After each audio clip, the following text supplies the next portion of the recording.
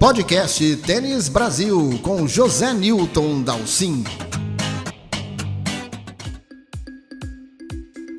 Apesar de todas as críticas que recebeu, até mesmo durante os jogos, durante o torneio, a Copa Davis terminou nesse final de semana premiando a equipe mais forte, né? Daniil Medvedev, número 2 do mundo, Andrei Rublev, número 5 do mundo, Aslan Karatsev, número 18 do ranking. Olha que equipe extraordinária, muito forte, inclusive jogando bem duplas, né? Rublev jogando duplas. Esse time tinha mesmo que levantar de novo um campeonato por equipes, repetindo o sucesso da ATP Cup lá de fevereiro. Uma competição esvaziada de grandes jogadores. Felizmente o Djokovic jogou bem, se esforçou, jogou simples, jogou duro, fez o que ele pôde, mas obviamente o grupo dele é bem inferior, né? Difícil ele fazer um resultado, mas ainda assim foi longe, levou a Sérvia bem longe com muito empenho, né? O torneio, como eu disse, teve uma carência de público, alguns lugares não podiam realmente entrar devido à nova onda de Covid que ataca a Europa. Outros lugares como Madrid foram permitidas as entradas, mas o público era fraco e era muito isso que a gente já viu na edição anterior dessa novo formato da Davis, em que o público fica difícil participar, né? Ainda deu azar da Espanha ser eliminada na fase de grupos, né? E aí piorou a situação para as decisões que aconteceram lá em Madrid. De qualquer forma, a Rússia merecidamente conquista mais um título importante. Medvedev termina a temporada com 63 vitórias, um número extraordinário, 4 títulos individuais, incluindo o US Open, o mais importante de todos, e 2 títulos por equipes. Portanto, uma temporada mais do que premiada para o número 2 do ranking. Mas o tema do podcast dessa semana é outro, é o tênis feminino, e convidamos Patrícia Medrado para analisar tudo o que aconteceu na temporada 2021 e do que pode vir no próximo ano. Patrícia Medrado, grande prazer voltar a falar com você aqui no podcast Tênis Brasil. Obrigado pelo teu tempinho e, antes de mais nada, parabéns pelo seu novo título mundial. Conta um pouquinho pra gente como é que foi essa sua nova aventura, nova conquista. Valeu, Zé. É uma satisfação estar aqui mais uma vez no teu podcast aí da Tênis Brasil. Dizer que é sempre um prazer a gente bater papo sobre tênis feminino, né? E olha, esse mundial foi realmente... já está agora na lista dos meus campeonatos, dos meus títulos prediletos, né? Porque foi realmente uma história de superação, 5 anos sem jogar simples, eu tinha me comprometido, o meu objetivo era ser pentacampeã, e daí eu tinha encerrado até por uma questão física, tive um pouco de arritmia, e daí eu estava só já investindo nas duplas, comecei a jogar dupla mista, mas aquilo me incomodava, sabe? E cada vez que eu via o pessoal jogando simples, eu me considero uma jogadora de simples, e até que finalmente cancelaram do ano passado, eu falei, vou jogar esse ano. E aí foi uma loucura, né? Porque é preparação, em muito pouco tempo, embora eu tenha jogado ao longo da pandemia, né? Mas estava jogando muita dupla. E aí me preparei, fiz umas loucuras, porque você vai perdendo contato com as pessoas com quem você treinava antes, com essas dificuldades todas desse novo momento, e deu certo, foi puxado, né? Porque acabei ganhando simples e duplas. No último dia eu joguei mais de 4 horas de tênis entre as 2 finais, o corpo sofreu um pouco, mas cá estamos. Mas você, ao contrário dos ex-tenistas profissionais, você mantém o corpo em forma, né? Você está sempre ali, mais fácil de retomar aí uma área competitiva quando necessário, né? Sem dúvida. Eu adoro jogar, né? Então eu tento me manter em forma, assim mesmo, por um lazer, e porque também é a minha atividade física, faço um pouco de musculação. Dessa vez eu fiz um trabalho específico, muita explosão, trabalhei com um sensei de karatê. E fiz um trabalho diferenciado e fui motivada. Agora, a readaptação ao jogo de simples e ao saibro é que foi o mais custoso, né? Porque fazia já uns 2 anos que eu não pisava numa quadra de saibro, e também estava me dedicando muito mais aos treinos e à diversão de jogar dupla, que é muito divertido, né? Que é mais tranquilo e divertido. Sem dúvida. Patrícia, vamos falar um pouquinho então dessa fantástica temporada do tênis feminino, aliás, mais uma, né? Eu vi um dado bem interessante aqui na WTA, que eu acho até já vale a gente abrir comentando com isso, é que houve uma renovação significativa, né, na ponta do ranking, e nenhuma das top 10 das que terminaram entre as 10 primeiras do mundo tem mais de 29 anos. Quer dizer, olha que renovação legal, de novo, e aparecendo nessa lista jogadoras de países que não são potências, que não são, né? Quer dizer, a Polônia até já foi, né? A Polônia já teve boas jogadoras e bons jogadores, mas Grécia, Tunísia aparecendo entre as top 10 do feminino, né? Quer dizer, muito legal que novamente o tênis feminino conseguiu se renovar, né? Sim, esse ano, olha, fazia tempo que eu não ficava tão entusiasmada e animada com o progresso do tênis, os jogos muito interessantes. Foi um ano super atípico, porque as jogadoras não eram tão conhecidas, mas, no entanto, os jogos eram interessantes, diferente daquela mentalidade que a gente tinha antes, de esperar determinadas partidas, né? A Serena jogar contra a Sharapova, antes disso, a Martina jogar contra a Cris, então a Sabatini jogar contra a Graf, então aquelas rivalidades históricas, né? Mas esse ano não, mesmo sem conhecer o nível do tênis, eu digo sem conhecer para a grande maioria das pessoas que acompanham o tênis, foram muitos nomes novos, mas que impressionava pelo nível do jogo, e jogos equilibrados, né, Zé? Tem anos, assim, teve um ano que eu até pesquisei na primeira rodada de um Grand Slam quantos 6-0 ali, 6-0, 6-1 numa primeira rodada, porque a gente sabe que o saque não é um golpe determinante no feminino, tá ficando mais, né? Mas a devolução de saque foi sempre um golpe mais importante, então isso fazia com que acontecesse muitas quebras de saque, e aí vinham os 6-0, 6-1, mas agora os jogos foram incríveis, disputados, muitos tie-breaks nesse segundo semestre, e jogos longos, né? 2, 3, até 4 horas. Você lembrou, aliás, de Martina Cris, né, lá do nosso tempo, né, coisa muito antiga, mas também depois tivemos Martina e Graf e tal. E é só para lembrar que esta época foram momentos em que o tênis feminino era mais importante que o tênis masculino, ou pelo menos era tão importante quanto, que se aguardava tanto essa disputa, esse duelo, e era muito aquela visão sobre o tênis feminino. E hoje aconteceu isso. O US Open, por exemplo, né, que você está dando o exemplo, o US Open deste ano, para mim, os jogos femininos, a chave feminina foi infinitamente melhor que a masculina, em termos de emoção, de jogo equilibrado, de variação técnica e tática, né? Principalmente as finalistas fizeram um espetáculo, né? Toda a caminhada delas. Mas, enfim, o US Open feminino foi muito melhor, e me lembrou esse tempo, né? Em que o feminino era melhor que o masculino, Patrícia. Ah, sem dúvida. E esse ano foram 2 jogadoras que eram pouco conhecidas do público, isso que eu estava falando, né? A Raducanu, quem é que já tinha ouvido falar, né? A gente que acompanha mais já tinha visto ali a participação dela em Wimbledon e tal, mas uma menina que veio do Qualify, né? Que quebrou inúmeros recordes ali com essa vitória, né? Até como inglesa, como mulher, enfim. E aí você vai, e ao longo o fato da Leila Fernandes ter vencido, ter ganho da Osaka, também despertou mais ainda o interesse, então foi gerando essa expectativa e foi sensacional, né?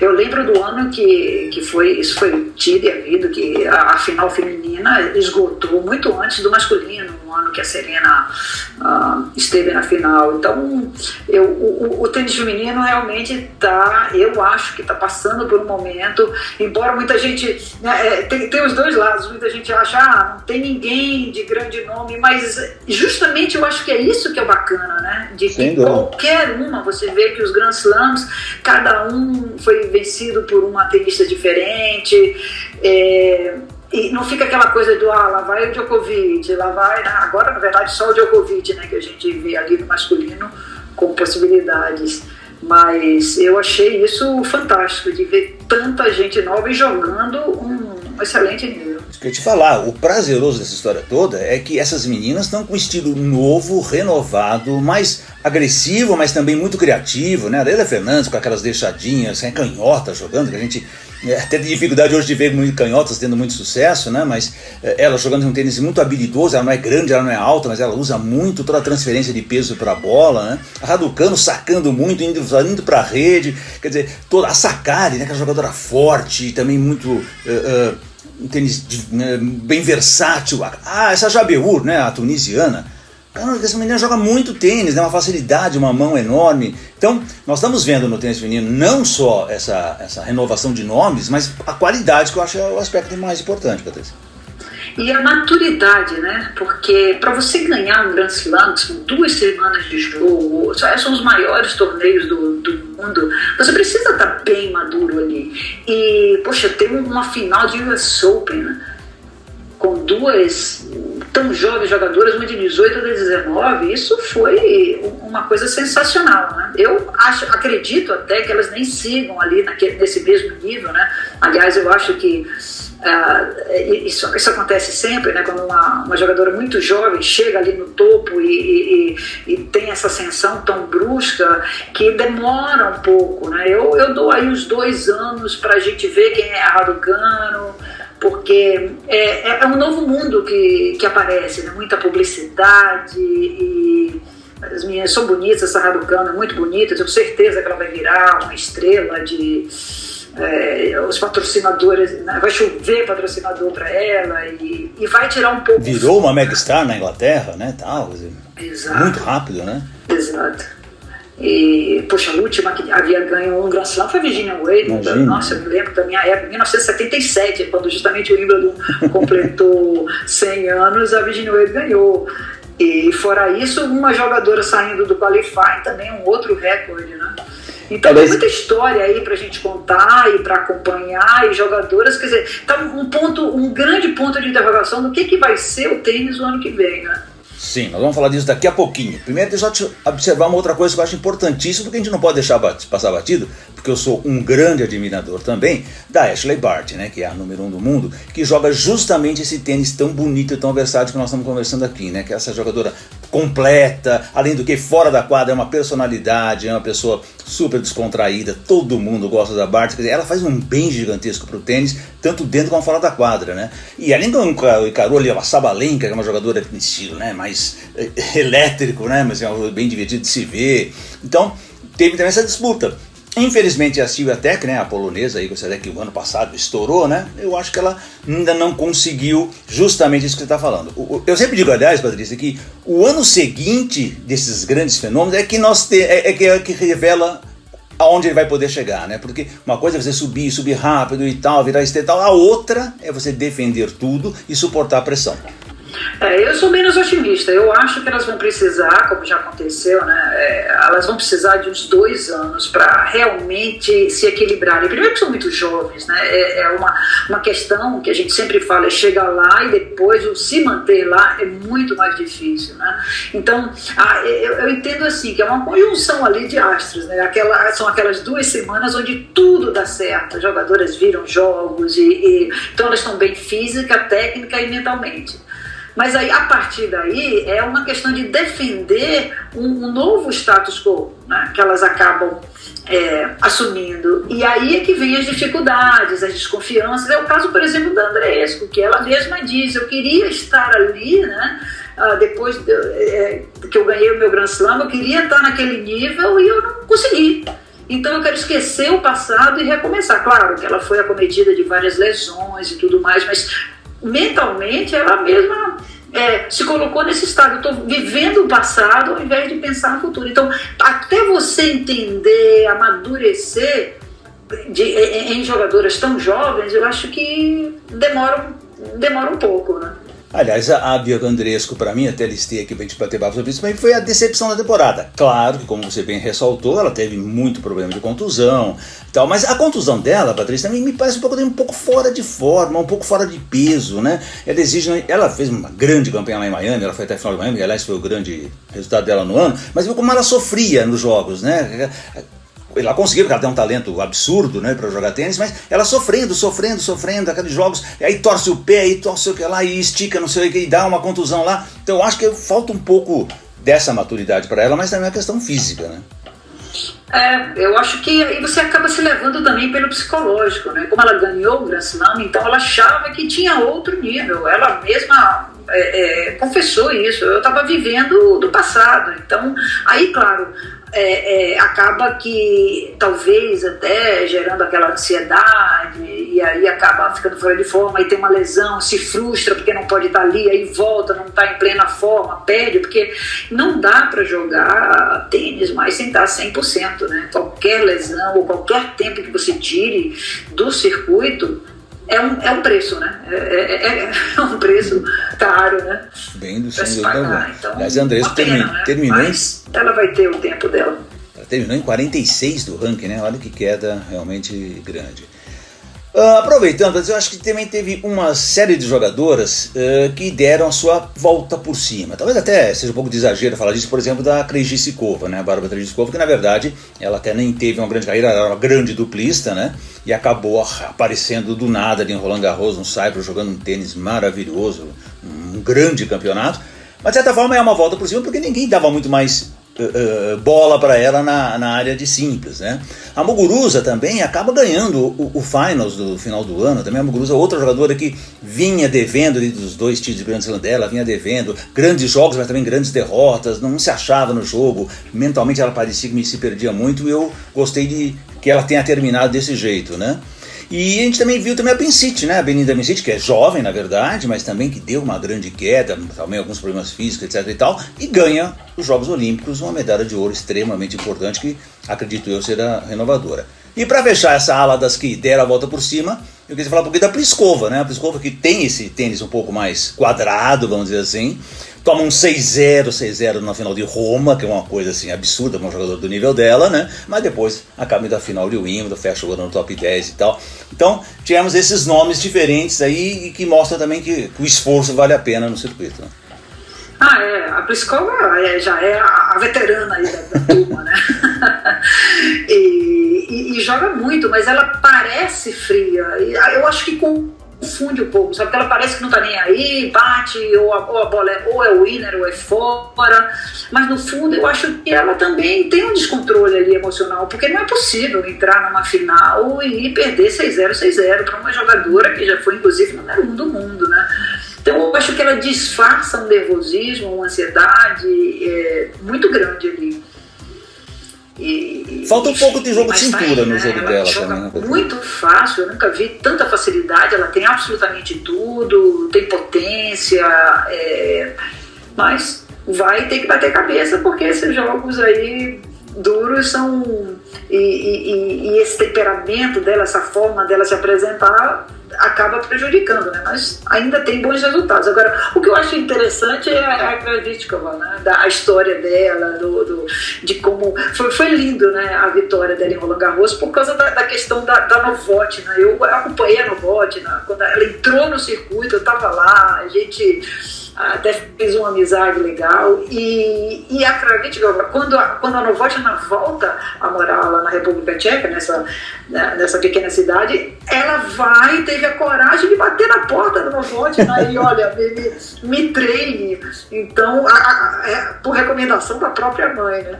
E foi lindo isso, porque ela fez realmente, foi uma homenagem linda ali na final de Roland Garros. A Martina também fez uma pergunta para ela relacionada a isso, então foi muito emocionante, porque a Novotná, para quem está nos escutando e não sabe, faleceu muito cedo, né, com câncer, mas era uma pessoa maravilhosa e ganhou o Wimbledon, enfim, uma super jogadora, né? Então foi muito bacana. E curioso também é o estilo dela, né? Eu não sei o que acontece ali na República Tcheca, é o único país que eu sinto uma semelhança ali nos estudos, como eles jogam solto, né? Ela me lembra até um pouco o Lendl, a Sukova, aquele jeito de bater assim, sem complicar muito, e parece até um certo descompromisso na quadra, né?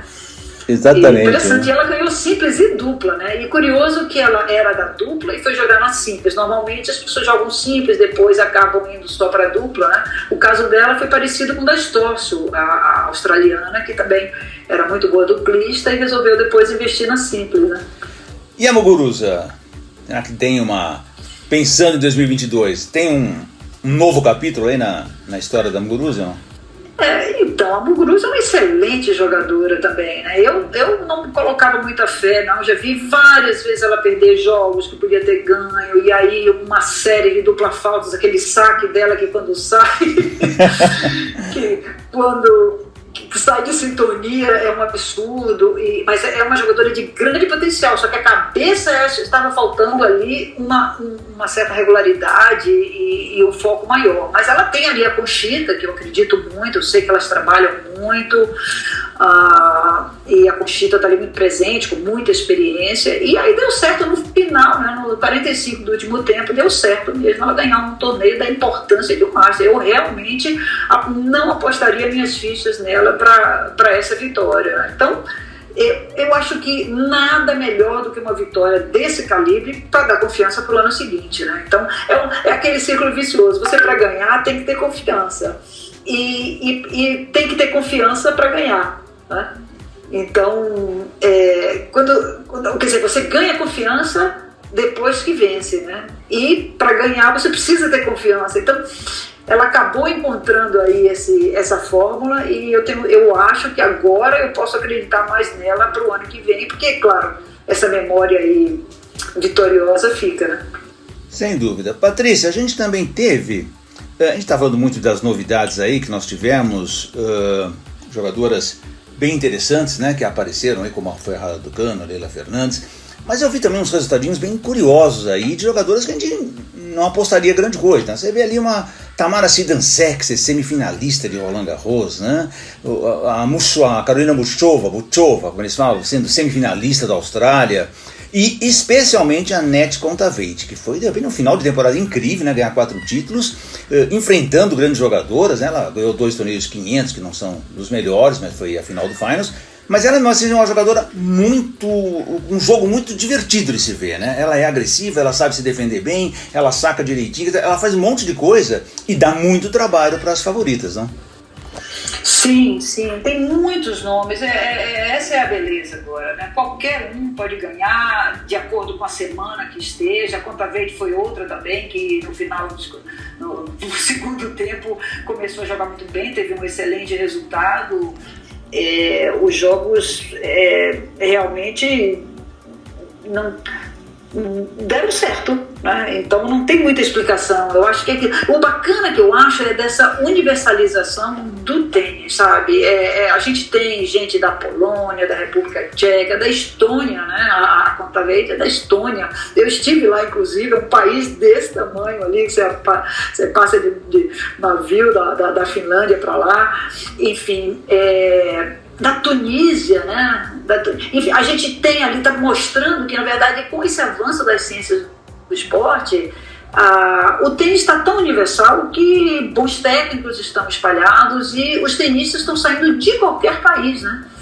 Então, essa diversidade está trazendo uma riqueza enorme, né? Imagina a Japé, por exemplo, a primeira árabe, né? Da Tunísia, a primeira árabe a sair também, entrar entre as 10 primeiras. Então, essa riqueza aí mostra que o esporte não depende mais a escola tcheca, a escola espanhola, não. Uma boa jogadora pode sair de qualquer lugar, porque o que conta depois, tendo essa boa base, é a cabeça de cada um, é a vontade, a determinação, e daí é por isso a gente ter jogadoras tão diversas, né? Tá faltando um grande nome pro tênis norte-americano, né, Patrícia, para eles retomarem e tal. Quer dizer, claro, tem a Serena, que sempre ainda está no circuito. Você tem como outros bons jogadores, esse ano apareceu aquela Jessica Pegula, umas boas jogadoras, a Danielle Collins, e se aposta muito na Coco Gauff, né? Como é que você acha da Cory Gauff? Qual a chance dela nesse circuito, hein? Olha, ela é muito jovem, né, e tem muita garra.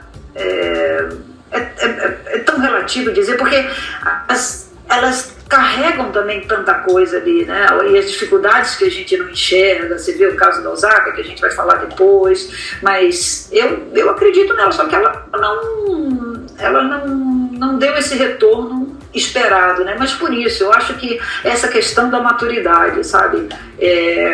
Eu lembro muito de uma frase da Virginia Wade que me tocou profundamente quando ela venceu o Wimbledon, que ela dizia que você amadurece, ou você ganha, tem sucesso muito jovem, ou você amadurece como pessoa para alcançar os seus melhores resultados, sabe? Então, essa coisa de você ganhar muito jovem tem essa questão de que depois a gente percebe que eles não conseguem se manter maduros, porque não adianta, por mais que eles pareçam maduros, é uma responsabilidade muito grande e é uma experiência que eles ainda não viveram, né? Essa experiência do vencer, né? Vencer um Grand Slam, depois voltar, treinar, entrar de novo no circuito, ganhar outro Grand Slam. Então, é muito difícil fazer qualquer prognóstico aí com relação a essas jogadoras que já tiveram um sucesso anterior e que agora seguem aí nessa batalha para um novo lugar ao sol.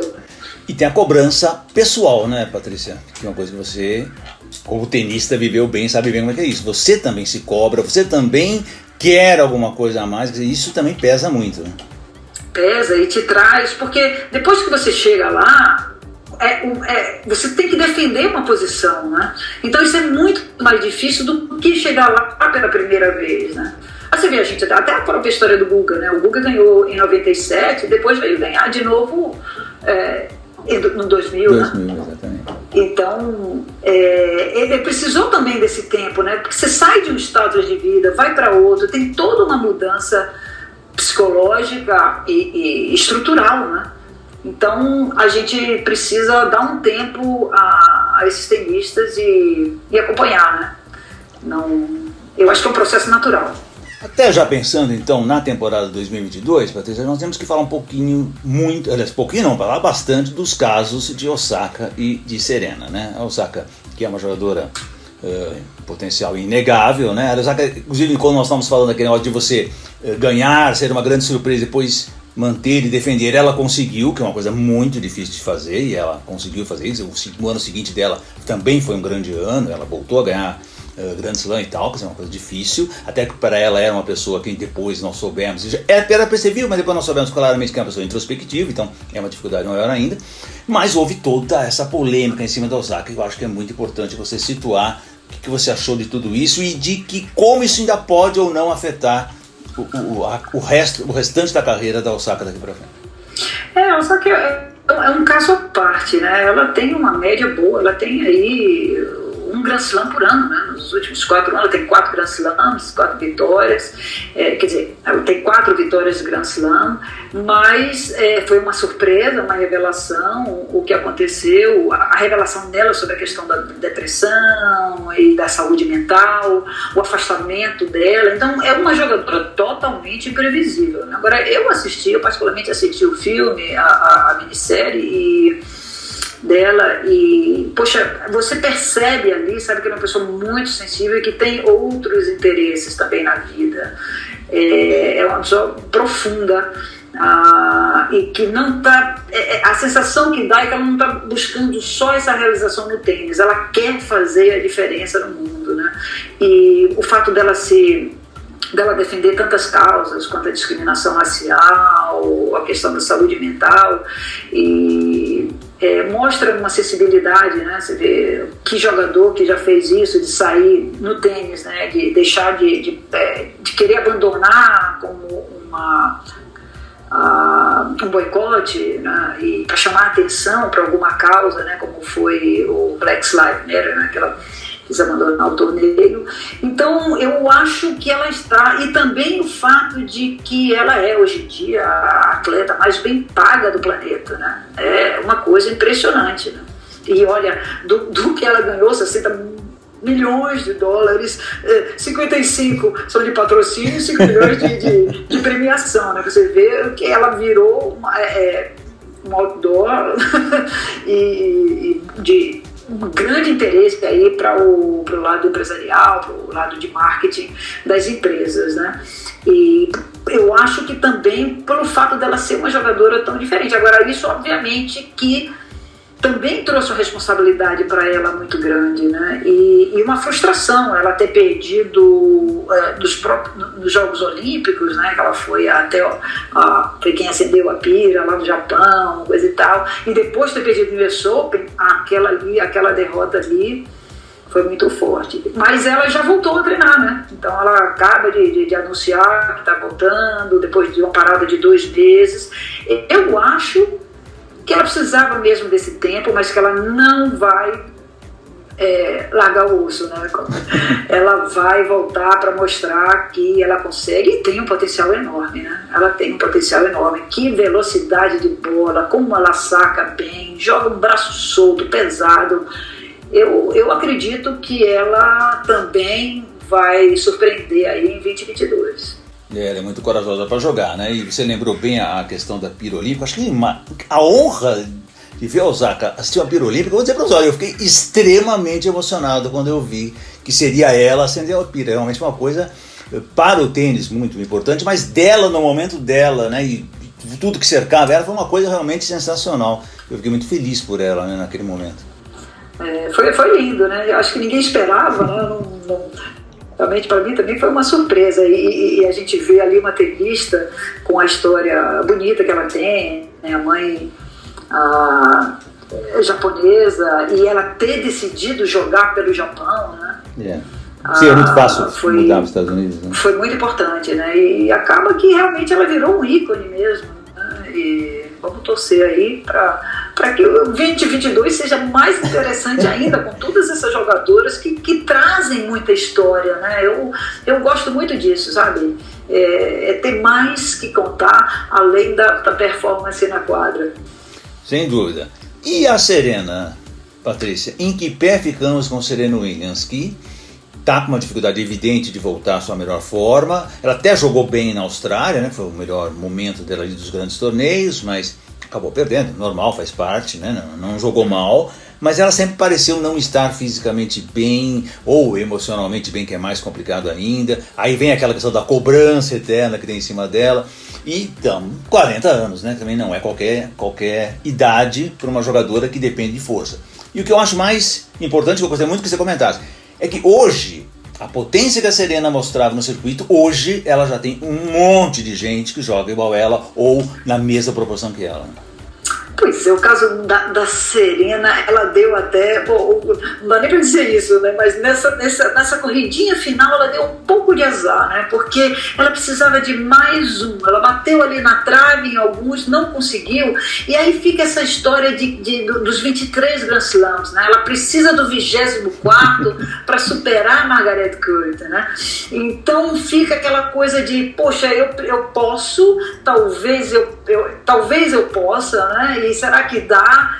Eu, particularmente, acho que não dá mais. Não dá mais, porque a Serena agora tem uma filha, aí, a partir desse momento, a família é mais importante do que o tênis, e quando você divide aí essa atenção, o esporte ele é egoísta, ele cobra. A Serena não consegue voltar ao peso que ela tinha na sua melhor época, né? Então, ela parece pesada na quadra. Eu até acredito que essas lesões que ela vem sofrendo sejam em decorrência disso, né? E ela já não é a que bate mais forte, não é a mais rápida, não é a que voleia melhor, não é a que dá uma curta melhor.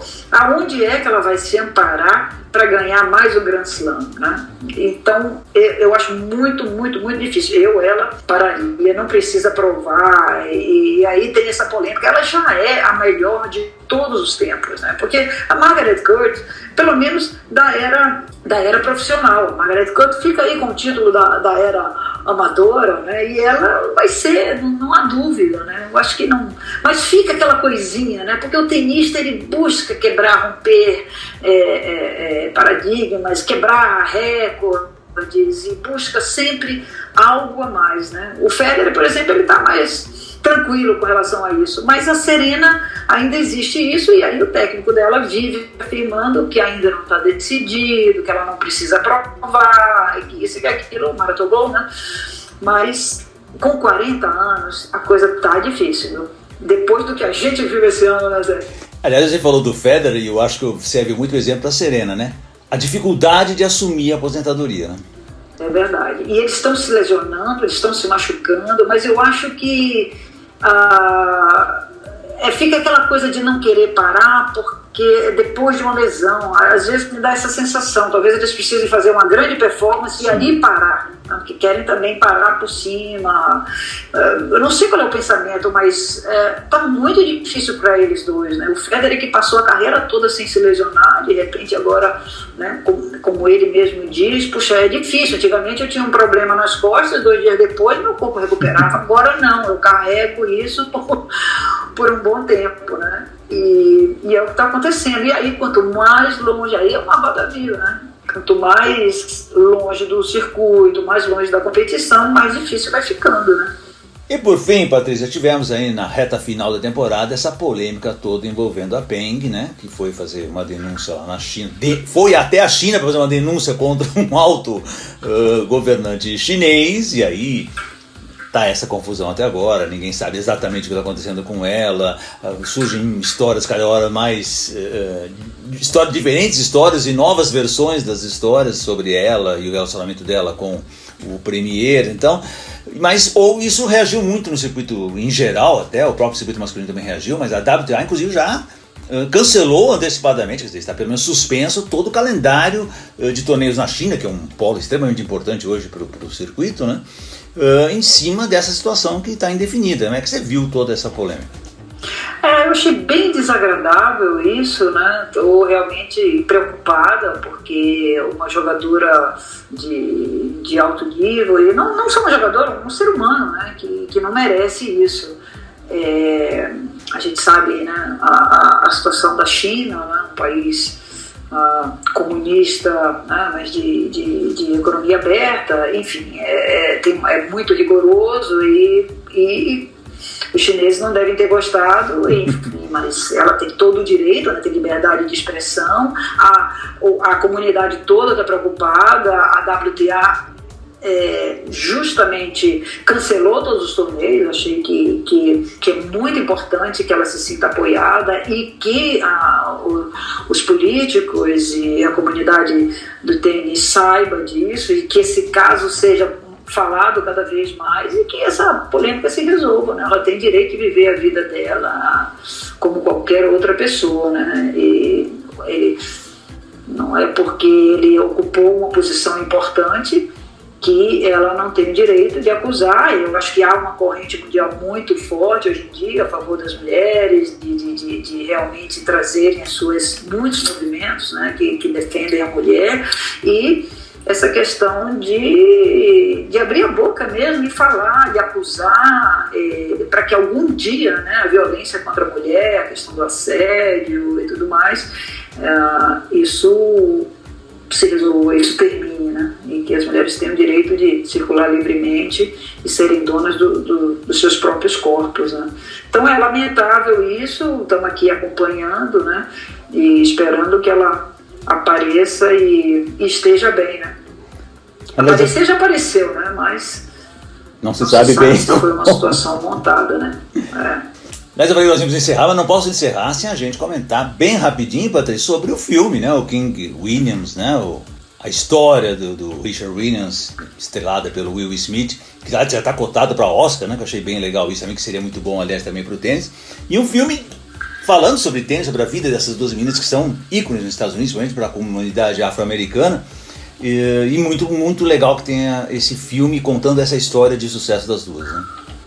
Nem falo, eu estou curiosíssima para assistir, né? E infelizmente não tive a oportunidade ainda, mas a história, pelo visto, tem muito a ver com toda essa criação que elas tiveram. O grande personagem é o pai delas, a importância que ele teve, uma pessoa que não sabia nada de tênis, que não jogava tênis e que simplesmente resolveu fazer ali as filhas chegarem ao topo do ranking mundial por muitos anos, que até aí a gente não precisa falar mais nem da Serena nem da Venus, todo mundo sabe o que deu, né? E aí a Serena está muito feliz de mostrar essa real história, porque o pai sempre foi muito criticado por ser uma pessoa polêmica. Eu lembro também que elas chegaram uma época a boicotar um torneio porque foram tratadas, ele ele as tirou da quadra, enfim, acho que, se eu não me engano, foi Cincinnati, um torneio que ela passou muitos anos, ou foi Indian Wells, eu não me lembro. É um desses torneios que eles sofreram um pouco de discriminação, e o pai sempre foi uma pessoa muito polêmica que batia muito de frente com a WTA, né?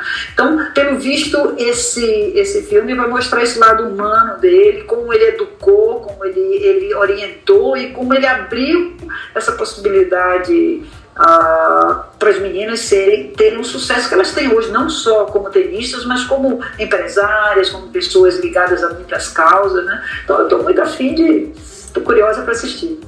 O pessoal não pode perder. Aliás, você falou dessa história do Richard Williams, e o pai da Leylah Fernandes tem uma história muito parecida, que, aliás, ele se inspirou muito no trabalho do Richard, né, do pai da Serena e da Venus, porque ele também não entendia nada de tênis, ele foi aprender tênis para ensinar a filha, porque a filha insistia em aprender com ele, então ele também teve essa trajetória, e ele conta que ele via muito qual era o processo que o Richard Williams tinha feito com a Serena e com a Venus, né? Então também vale isso, e temos então um exemplo claro que isso deu certo e pode se repetir de novo, né, Patrícia? Você vê que um vai inspirando o outro, né? Isso é um legado, né? Então... Patrícia Summers Medrado, quero te agradecer demais a tua presença aqui no podcast, sempre brilhante, sempre esclarecedora, com muita opinião, muita visão importante de quem esteve lá dentro da quadra e com muito sucesso. Obrigado, feliz ano novo, grande Natal, boas festas para você, a gente vai se ver de novo aqui em 2022 para falar muito de tênis e de tênis feminino. Sem dúvida, Zé. Eu agradeço mais uma vez esse convite, adoro você, é uma verdadeira enciclopédia, acompanho tudo que você escreve, que fala, você é uma inspiração aí para tentando passar tanta informação para quem é fanático de tênis. Um beijo grande aí e boas férias também, se tirar, se tiver, né? Este foi o podcast Tênis Brasil com José Newton Dalcin.